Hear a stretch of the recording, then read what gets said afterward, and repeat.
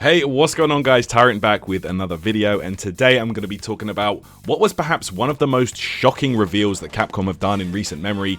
The Marvel vs. Capcom Fighting Collection Arcade Classics is available to play on digital download this week, and I'm going to be showing you everything you need to know about it before you buy. Marvel vs. Capcom Fighting Collection Arcade Classics.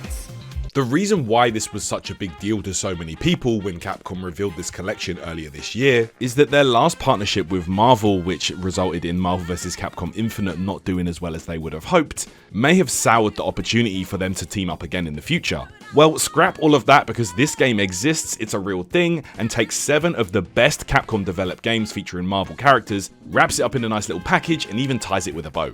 It features X-Men Children of the Atom, Marvel Superheroes, X-Men vs Street Fighter, Marvel Superheroes vs Street Fighter, Marvel vs Capcom, Marvel vs Capcom 2, and as a bonus, the side-scrolling beat-em-up The Punisher. You can choose between the English and Japanese versions of each game, as well as a whole host of other features, which I'll get into in a moment. The games are preserved in their original forms, and of course they still look beautiful today. And as with all 90s arcade games, these are designed to eat your money, but don't worry about that because infinite continues are obviously a thing here. If you do need a refresher on your character's moves or the game mechanics in general, you can refer to the start menu where you can look at your move list and the game marquee. So it's really cool to look back at the mechanics of these old games and the move lists and find stuff that maybe you didn't know before. One of the features here is the museum mode where you can check out the gallery. Here you can look back at some of the iconic artwork for some of these games, and not only that, you can look back at developer notes, you can look at character design sheets and stage designs. Like, it's really cool to look back and see what some of the developers were thinking when making these amazing games. I'm not even gonna lie, I would love to have some of these printed, framed, and hung up on the wall in my house. These look so sick. You also have sound select, so you can go back and listen to some of the most iconic fighting game tracks of all time.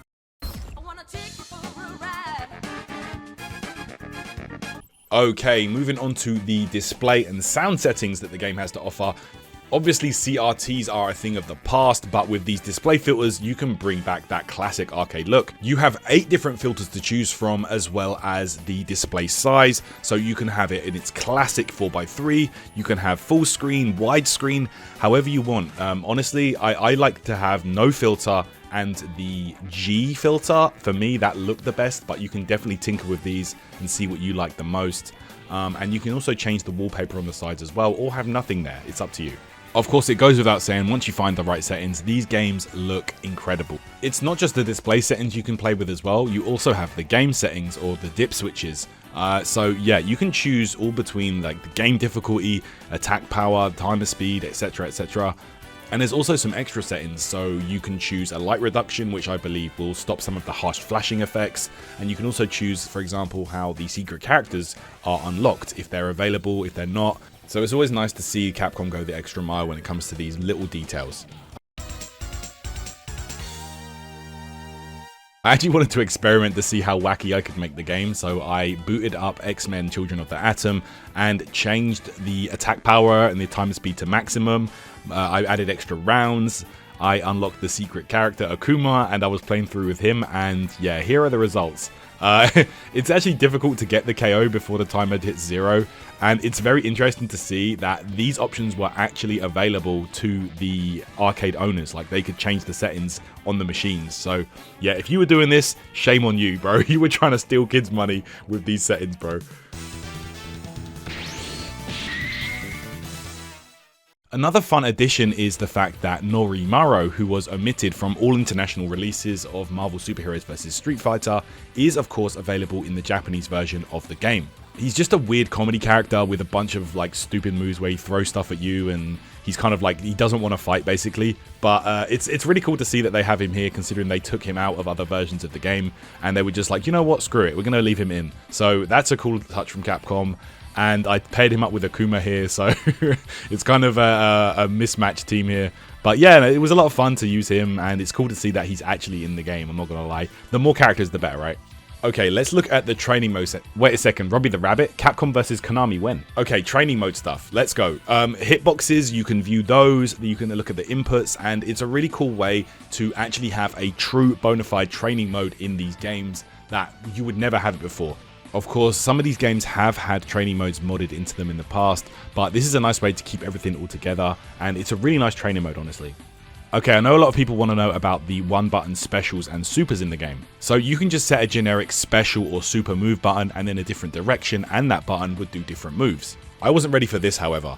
You can set that button to any single special or super move in the game. That is crazy, and yes, that includes the entire 56 character roster of Marvel vs. Capcom 2. Not only that, you can also set the strength of the special move. So let's say I want to use Akuma's heavy DP as one button, I can do that. This is wild. So if there's a special or a super move that you are wanting to use consistently or you have trouble with, you can just set it to one button and boom, there you go. Other than that, training mode is training mode. It's an amazing way to grind out your combos, do some lab work, and just improve at the game. And of course, with the online features that I'm going to speak about in a moment, you want to make sure your combos and setups are crispy clean.